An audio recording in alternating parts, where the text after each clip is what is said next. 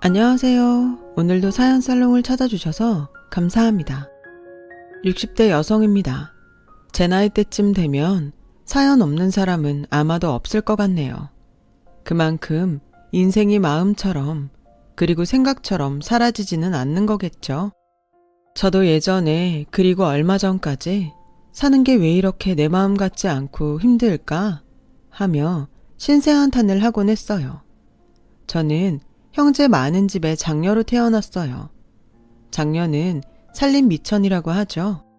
그래서인지 집안의 가장 큰 어른인 할머니도 그렇고 친정 부모님은 저에게 그렇게 집안일과 밭일 그리고 동생들 돌보는 일을 아주 당연하게 시키셨어요. 그러면서 저는 딸이라 시집가면 남의 집 식구가 된다며 학교에도 잘 보내주지 않으셨는데요. 할머니와 아버지는 제가 학교에 가면 육성회비를 내야 하니 그 돈이 아깝다고 대놓고 말씀하실 정도였죠. 제가 장녀로 태어나고 싶어 그런 게 아닌데 어린 마음에 저는 저의 처지가 싫고 억울했어요. 저도 학교에 가고 싶고 친구들과 놀고 싶은 어린 애였으니까요. 그래서 저는 10살이 조금 넘은 어린 나이였지만 무조건 이 집을 탈출해야겠다고 생각했어요. 줄줄이 딸린 동생들이 마음에 걸리긴 했지만 계속 이렇게 살다가는 좋은 시절을 이 집에서 다 흘려보낼 것만 같더라고요. 그리고 저의 이 바람이 하늘에 닿았는지 제가 20살을 얼마 남겨두지 않은 추운 겨울에 우연히 기회가 찾아왔어요. 어릴 때부터 한 동네에 살던 저보다 3살 많은 언니가 있었는데 그 언니가 그때 인천의 한 공장에서 일을 하고 있었거든요. 이미 저의 처지를 아는 언니는 제가 원하면 차비를 빌려줄 테니 인천으로 와서 자기와 함께 공장을 다니자고 했어요. 저는 초등학교 졸업을 하고 선생님의 설득으로 중학교에 가긴 했지만 졸업도 제대로 하지 못했고 또 고등학교 진학은 아예 하지도 못했기에 공장 같은 회사에 취직이 될까 걱정이 되었는데 언니는 그런 건 하나도 문제가 되지 않는다고 했고 저는 언니의 그 말이 저를 여기서 구해줄 동아줄 같았기에 고민 없이 야밤에 도망치듯 집을 나왔어요. 도시에 가서 돈을 벌고 싶다는 편지를 한 통 남겨두고요. 당시에는 지금처럼 핸드폰도 없던 시절이라 부모님은 집을 나간 저를 찾을 길이 마을 파출소에 신고하는 것을 빼면 아마 없었을 거예요. 그래서인지 몇 년이 흘러도 집에서 저를 찾는다는 소식은 들려오지 않았어요. 씁쓸하지만 오히려 잘 됐다고 생각하며 인천에 온 이후로 조금씩 집과 가족을 잊고 저를 위한 삶을 살자고 생각했죠. 먹고 싶은 것을 사 먹고 갖고 싶은 것을 살 정도는 벌었기에 저는 큰 욕심 없이 공장에서 하는 일을 좋아했어요. 아무런 대가 없이 하는 집안일에 비하면 공장은 참 좋은 곳이라는 생각이 들었거든요. 그러다 함께 살고 있던 언니가 연애를 하기 시작하더라고요. 종종 언니가 애인을 집에 데리고 왔는데 셋이 있으니 좀 민망했죠. 그래서 종종 자리를 비켜주게 되었는데 그게 언니의 마음에 걸렸는지 어느 날 저에게 언니가 애인의 절친한 친구라며 남편을 소개해줬어요. 남편은 공고를 나와 그래도 사무직 일을 하는 청년이었고 저는 그게 무슨 대단한 회사원처럼 보여서 남편이 참 멋있어 보이더라고요. 저보다 6살이 많은 남편은 그런 제가 귀여웠다고 했어요. 그래서 저희 둘은 1년 조금 넘게 사귀었고 남편이 결혼 이야기를 꺼내자 시댁에서는 거의 고아나 다름없고 가방끈도 짧은 저를 며느리로 받아줄 수 없다며 심한 반대를 하셨었죠. 남편은 그런 반대에도 불구하고 이렇게 청혼을 해왔어요. 미안한데 결혼식은 나중에 하고 우리 혼인신고부터 하고 같이 살자. 우리 애기 낳고 잘 살면 우리 집에서도 어쩔 수 없을 거야. 그래도 어떻게 그래.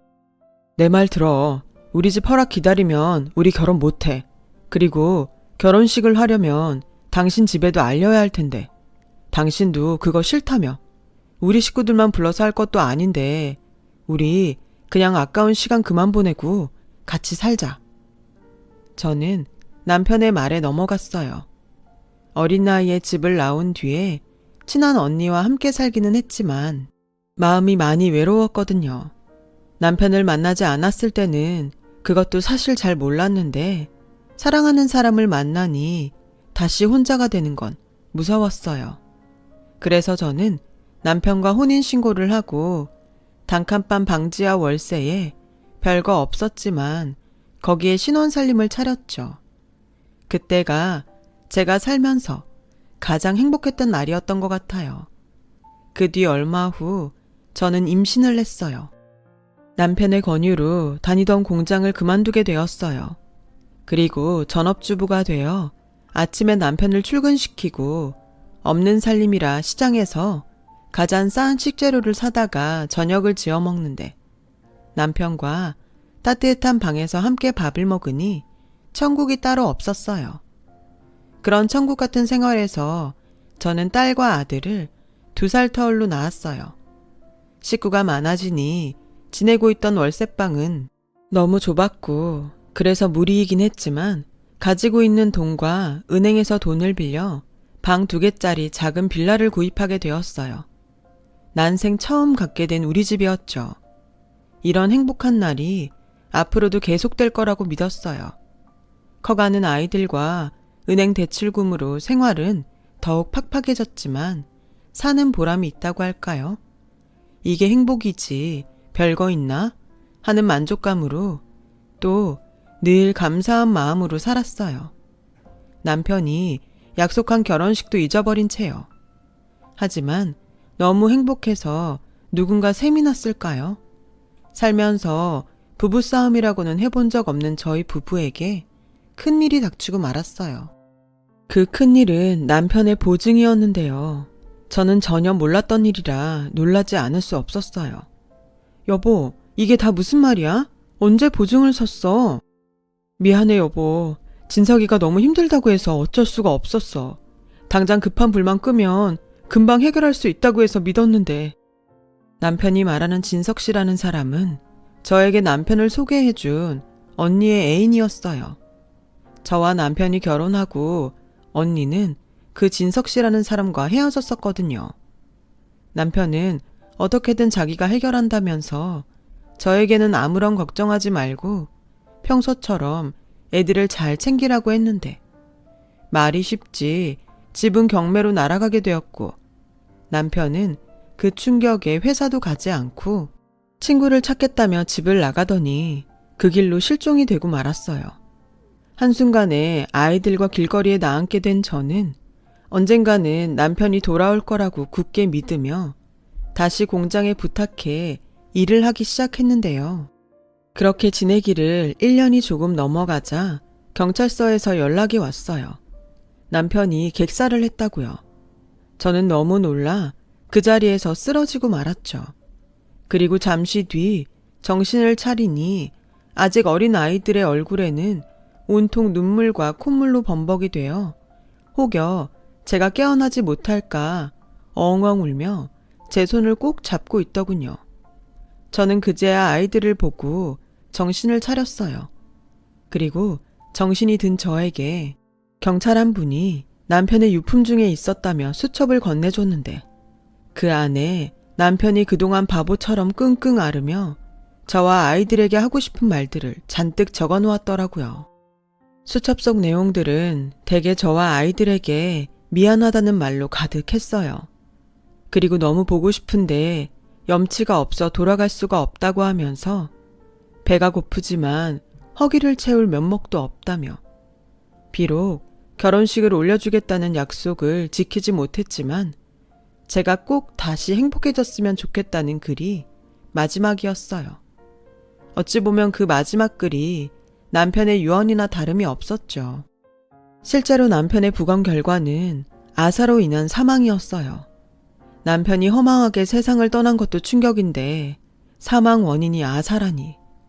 저는 그깟 돈이 뭐가 중요해서 미련하게 우리한테 돌아오지 못하고 그렇게 세상을 떠났나. 남편이 너무 불쌍해서 아이들이 다 보는데도 가슴을 치며 대성통곡했어요. 그 후 저는 6개월 남짓을 어떻게 살았는지 잘 기억이 나지 않아요. 저를 끝까지 반대하던 시부모님이 남편의 장례식 때 밀고 들어와 저에게 네가 우리 아들 죽게 한 거야. 너만 만나지 않았다면 우리 애 그렇게 되지 않았어. 내 아들 살려내! 라고 하던 말은 또렷하게 기억이 나요.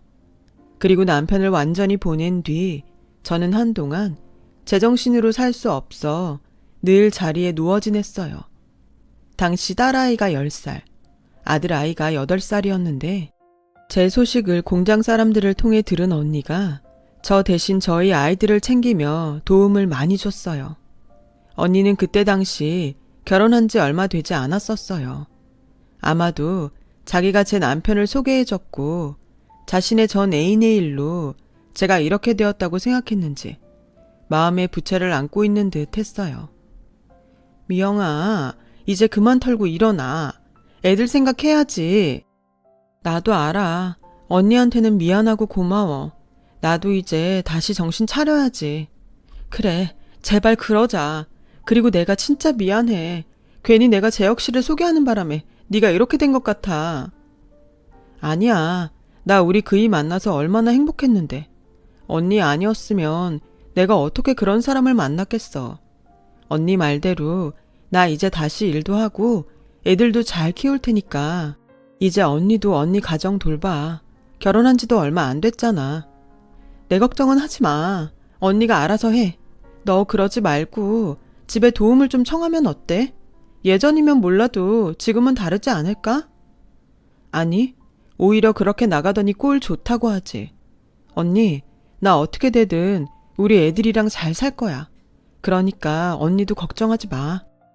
저는 그렇게 언니한테 말을 하고 자리를 털고 일어나 다시 용기를 냈어요.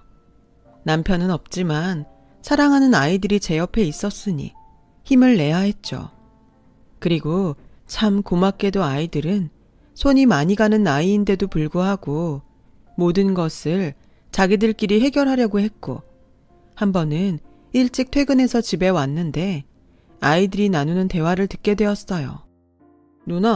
누나는 소풍비 냈어? 학교에서 소풍비 가져오라고 하던데. 정민우, 누나 말 잘 들어. 우린 학교에 가지고 갈 돈이 없어.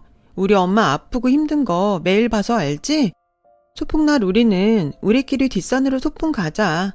누나가 도시락도 싸줄게. 우와, 진짜? 와, 신난다. 그럼 그날 누나가 도시락도 싸주고 나랑 밖에서 하루 종일 놀아주는 거야? 숙제도 안 하고? 그래, 그러니까 엄마한테는 아무 말 하지 마. 알았지? 밖에서 그 말을 듣는데 어찌나 눈물이 나는지요. 그래서 그 다음날 공과금 내려고 따로 빼놓은 돈으로 아이들 소풍비를 주었어요.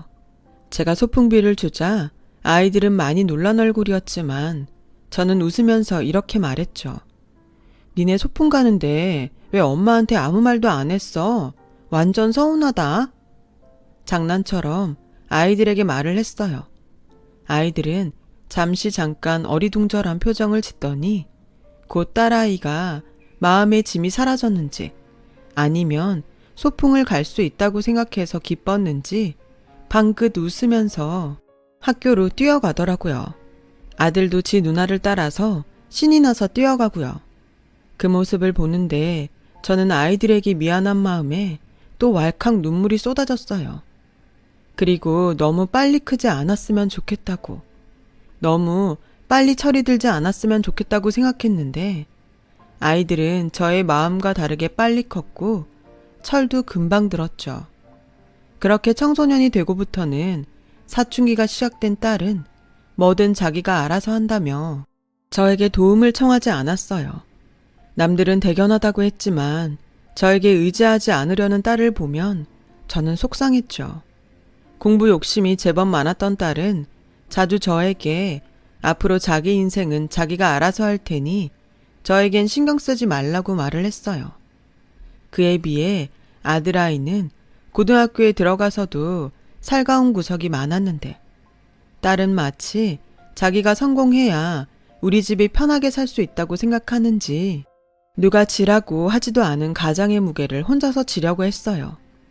지혜야, 엄마는 우리 딸한테 바라는 것이 없는데 왜 그렇게 무리를 해?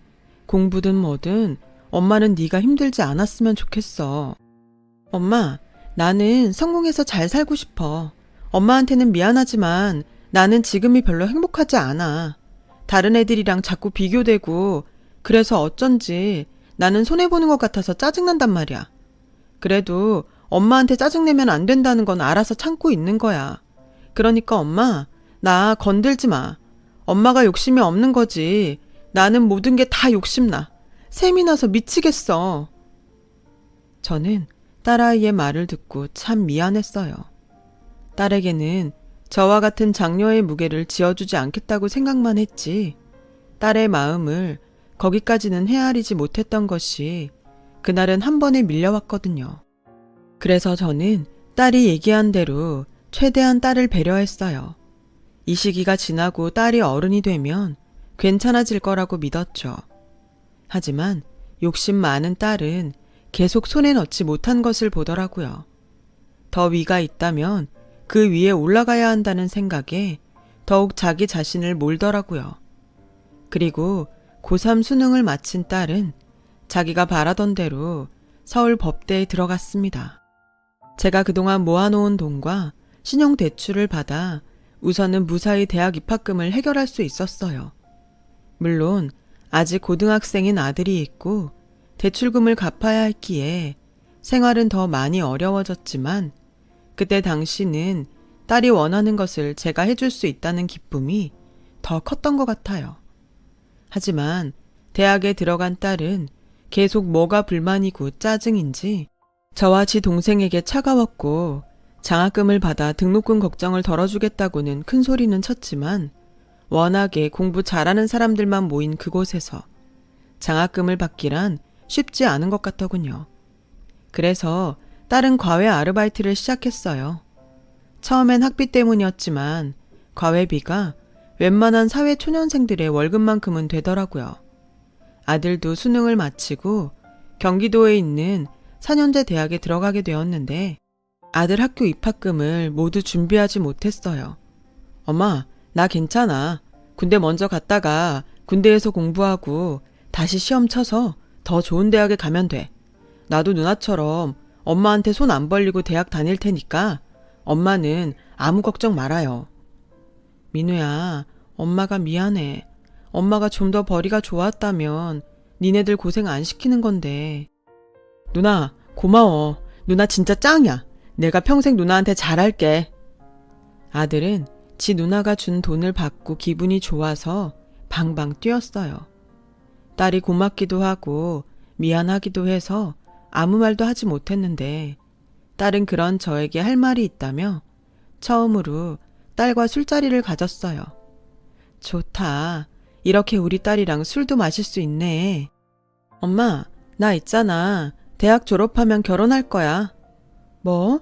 결혼? 응. 지금 나 가해하는 집에 나보다 3살 많은 남자가 있는데 사실 만난 지 좀 됐어. 아무리 그래도 너 나이가 몇인데 그냥 좋게 만나다가 나중에 사회인 되고 해. 그게 나 로스쿨에 가고 싶은데 결혼하면 그 집에서 학비랑 다 대준다고 해서. 뭐? 너 지금 결혼하고 싶은 이유가 돈 때문이야? 꼭 그런 건 아니고 나 지금 만나는 오빠 사랑해. 그리고 그 집에서는 내가 결혼만 해주면 뭐든 다 해주시겠다고 하고 이렇게 좋은 일이 어딨어. 아무리 그래도 그렇게 결혼하는 건 아닌 것 같다. 엄마, 현실을 생각해.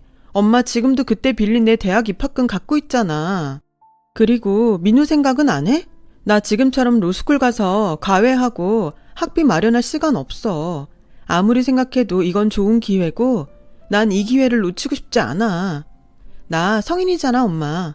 우리 모두를 위해서 나 이 결혼 꼭 하고 싶어. 나도 그 오빠 좋아, 진짜. 아, 정말. 이런 소리를 듣는데 어떤 부모가 억장이 무너지지 않을까요? 자기는 좋아서 하는 결혼이라고 하지만 저는 그게 다가 아닌 것 같고 그래서 대학 졸업할 때까지 생각을 해보겠다고 했어요.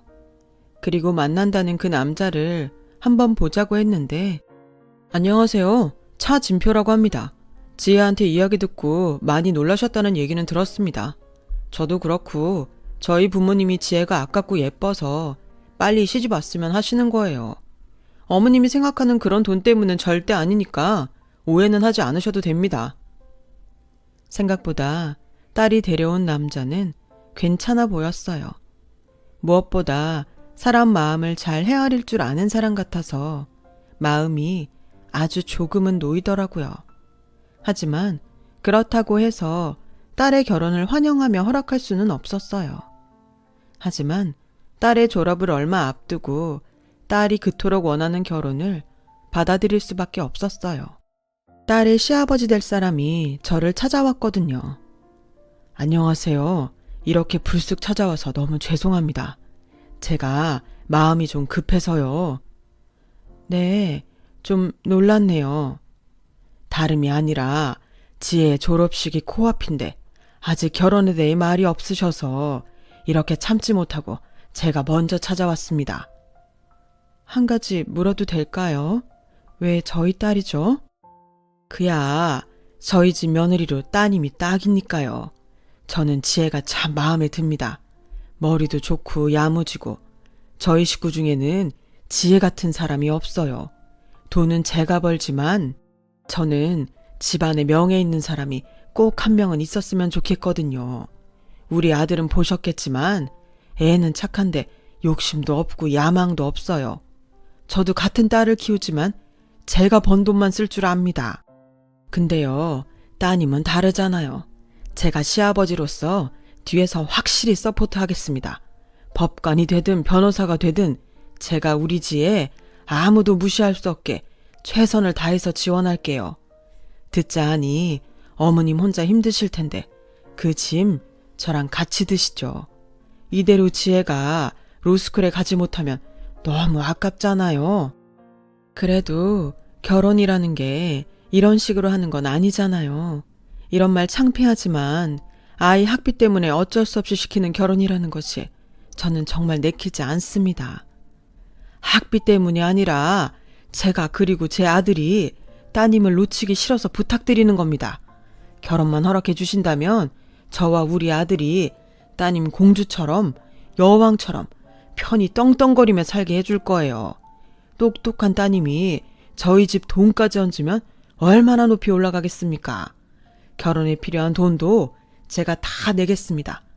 따님을 훌륭하게 키워주셔서 감사하니까요.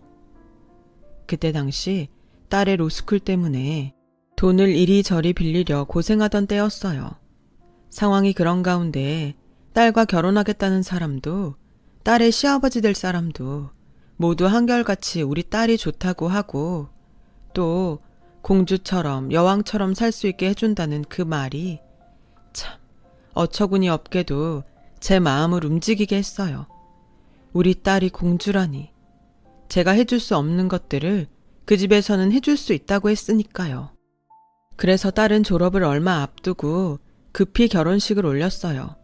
물론 비용도 모두 딸의 시댁에서 댔고 딸은 시댁이란 날개를 달고 돈 걱정 없이 하고 싶은 공부를 마음껏 하고 또 사돈의 말처럼 그 집에서 좋은 대접을 받고 사는 듯 보였죠. 엄마, 누나 행복해 보인다. 그러니까 이제 누나 걱정 그만해. 솔직히 잘 됐지 뭐. 누나는 누나가 바라는 대로 살 테니까 엄마도 이젠 좀 편하게 살아. 그래도 딸 자식을 시집 보냈는데 엄마 마음이 편하진 않지. 그래? 그럼 내가 빨리 장가를 가면 엄마 마음이 좀 나을까? 뭐? 농담이야. 누나가 그랬어. 자기는 이제 더 행복하게 살 거라고. 행복하게 살 길만 남았다고. 그러니까 우리도 행복하게 살자. 딸이 바라는 행복. 저는 결혼식 내내 방긋방긋 웃는 딸을 보고 아들의 말처럼 이제 그만 걱정과 염려를 내려놓기로 했어요. 만약 끝까지 안 된다고 반대를 했어도 현실적으로 로스쿨 학비를 댈 능력이 저에겐 없었고 그 원망과 후회를 감당할 자신도 저는 없었거든요. 하지만 단 한 가지 걸리는 것이 있었어요. 결혼식 내내 뭔가 못마땅한 얼굴을 하고 있는 안사돈 때문이었죠. 혹시라도 제 딸이 마음에 들지 않아 시집살이라도 시키면 어쩌나 걱정이 되더라고요. 엄마, 아니야. 시어머니 표정이 원래 그래. 그리고 나는 학교 가고 시험 준비하고 시어머니랑 부딪힐 시간도 없어. 그리고 집안일 좀 하려고 하면 시아버지가 공부할 시간도 없는데 무슨 일을 하냐며 아주 난리야. 엄마, 나 정말 행복해. 그러니까 이제 엄마는 내 걱정 그만하시고 일도 쉬엄쉬엄 해요. 내가 성공해서 매달 생활비 보내줄게. 됐어. 그래도 며느리는 며느리야. 아무리 시아버지가 잘해주셔도 절대 기고만장하면 안 된다. 시어머니한테 잘하고. 알았지? 저는 단 한 번도 인정받지 못한 시댁이었는데 그런 제가 딸에게 그런 당부를 시킨다는 것이 좀 웃기긴 했지만 내 자식이 누군가한테 흠잡히지 않고 살길 바라는 것이 부모 마음이라고 저는 딸과 통화를 할 때면 꼭 그런 당부의 말을 했어요. 그렇게 4년 후에 딸은 로스쿨 졸업을 무사히 마쳤고 대형 로펌에 취직을 해서 일을 하고 있었어요. 당연히 자랑스럽고 또 딸의 시댁에 감사한 마음뿐이었죠. 딸이 결혼하는 과정에서 시댁의 도움을 많이 받기도 했고 공부에 여념도 없을 때라 어쩐지 딸에게 집에 한번 오라는 소리를 편하게 못하겠더라고요. 그래서 4년 동안 딸의 얼굴을 본 게 10번이 채 되지 않았어요. 명절과 어버이날 또는 생일에도 딸을 제대로 볼 수 없다는 것이 제 마음을 아프게 했습니다. 그래도 졸업하고 일을 하면 좀 나아지겠지 하는 마음이 있었는데 그날은 딸이 로펌에 들어가고 첫 번째로 맞이하는 생일이었어요. 그래서 그냥 낮에 잠깐 밥이라도 사 먹이면 좋겠다고 생각했어요. 딸이 일하는 로펌 앞에서 전화를 하니 딸이 사무실에 없었어요. 엄마, 나 집이야. 오늘 생일이라 휴가 냈어. 미리 말하지. 나 오늘 생일이라고. 시어머니가 집에서 생일상 차려주신다고 했는데. 엄마, 내가 나중에 시간 한번 내서 집에 갈게. 엄마, 나 태어나게 해줘서 고마워. 그래, 사돈한테 엄마가 고맙다고 꼭 전해줘. 저는 전화를 끊고 아쉬운 마음에 집으로 발걸음을 돌렸어요. 그런데요, 참 이상하게 자꾸만 무언가가 찝찝하고 마음에 걸리는 게 딸의 목소리가 평소 같지 않은 것 같다는 생각이 계속 마음에 걸렸죠. 이대로 집에 가면 그게 계속 생각날 것 같아서 저는 염치불고하고 딸의 얼굴만 잠깐 보고 와야겠다고 생각했어요. 그래서 한 손에는 케이크와 또 한 손에는 갈비 세트를 사들고 한번 가보았던 시댁으로 향했는데요. 누구세요? 아, 오늘 도우미 면접 보러 오셨어요? 근데 지금 좀 분위기가 그런데 잠시만요. 저는 아니라는 말도 할 새도 없이 도우미로 오해를 받았어요. 그리고 대문이 철컥 하고 열리는데 우선은 안으로 들어갔죠. 일단 들어가서 아니라고 말하면 되니까요. 그런데 제 눈에 정말 믿을 수 없는 광경이 펼쳐졌어요. 글쎄 안사돈이 제 딸의 머리채를 잡고 있는 거예요. 야, 네가 요즘 주제도 모르고 계속 까불지? 네 시아버지가 이쁘다 이쁘다 하니까 지가 진짜 이쁜 줄 알아? 넌 그냥 우리 집에 필요한 간판일 뿐이야. 막말로 네가 내세울 게 뭐가 있어? 구질구질한 친정? 돈도 없어서 중간에 엎어질 거 거지처럼 우리 돈 받아서 공부한 주제. 너 그거 모르지? 우리 남편이 너 며느리로 삼고 싶었던 이유는 딱 2가지야. 첫째, 내가 이렇게 널 취업해도 넌 아무런 빽도 없잖아. 그리고 둘째, 우리 집 문제라 우리 애 사고 친 거. 그거 잘 덮으라고. 근데 뭐? 너 내 딸한테 죄를 지었으면 죄값을 치르라고 했다면서. 이게 아주 그 입 내가 찢어버려줘? 집안이 쩌렁쩌렁하게 울리게 제 딸을 몰아붙이더니 내 딸 뺨까지 때리는 안사돈을 보고 저도 눈이 뒤집히더라고요. 어느 부모가 그런 모습을 보고 가만히 있을 수가 있나요? 그래서 옆에서 킥킥 웃고 있는 사돈처녀에게 성큼성큼 다가가 손바닥에 짝 소리가 나도록 뺨을 날렸어요. 그리고 들고 있던 케이크와 갈비도 사돈처녀에게 던졌죠.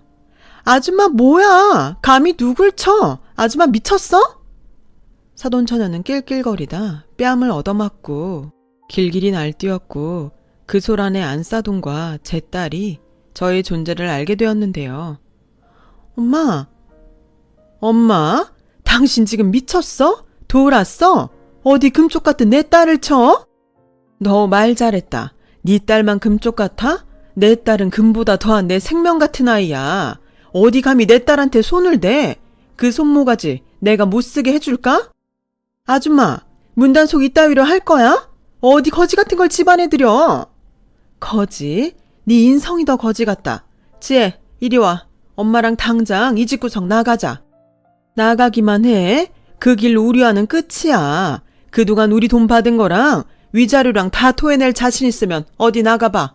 아, 방금 그쪽이 우리 애 친 것도 나 가만 안 있어. 내가 아줌마 콩밥 제대로 먹게 해줄 테니까 기대해. 뭐라고? 그래, 할 테면 해. 당신도 당신 딸 남한테 얻어 터지니까 열불나지. 난 내 딸을 위해서는 더한 짓도 할 수 있어. 뭐? 쥐업해도 빽이 없어? 내가 내 딸 빽이야.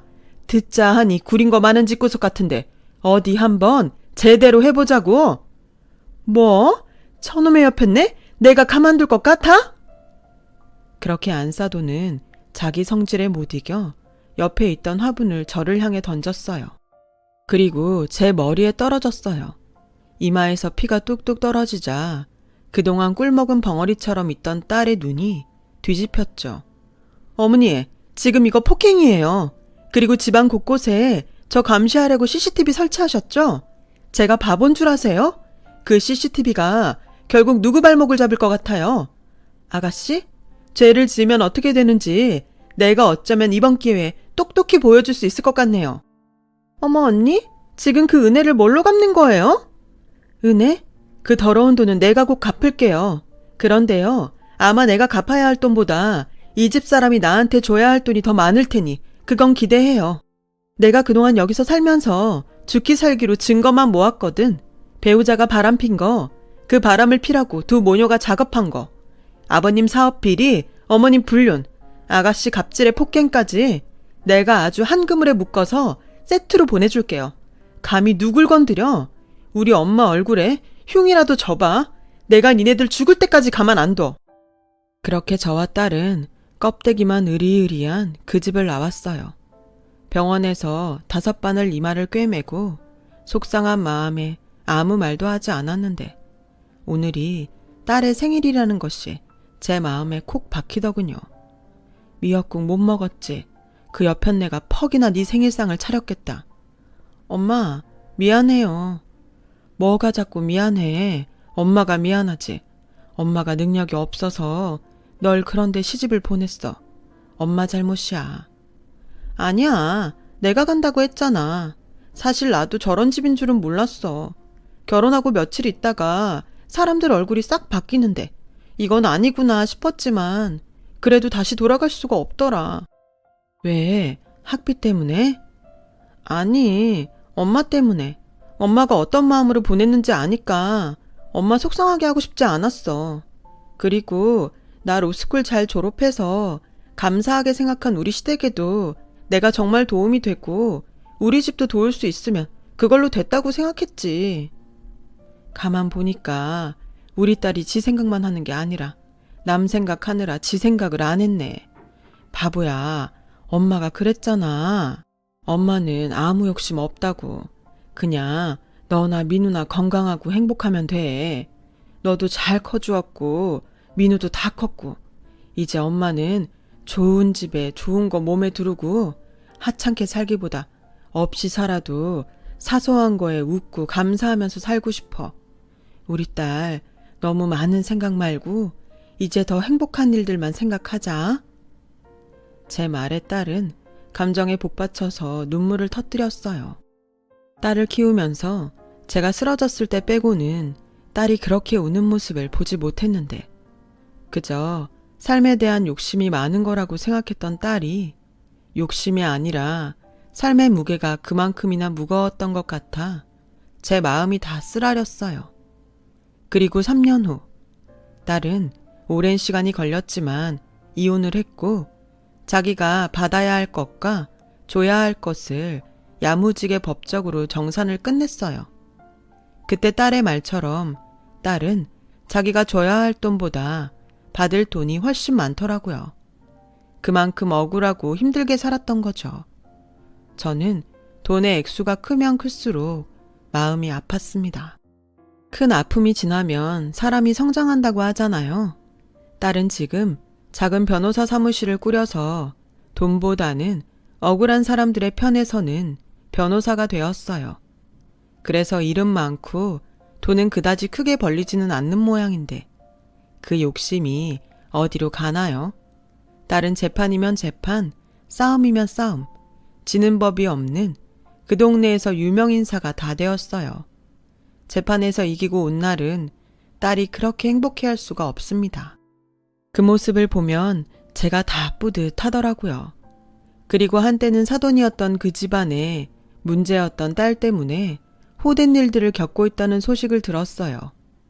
딸도 그렇겠지만 저도 역시나 싶은 생각이 들더군요. 최고의 복수는 나의 행복이라고 우리 예쁜 딸 이제 더 행복한 삶을 살아가길 바랍니다. 지금까지 제 사연 들어주셔서 감사합니다. 모든 분들이 행복하시길 바라면서 저는 이만 마칠게요. 고맙습니다. 여러분, 사연 댓글에 응원과 현명한 조언 부탁드려요. 좋아요와 구독은 저에게 큰 힘이 됩니다. 오늘도 좋은 일 가득하세요.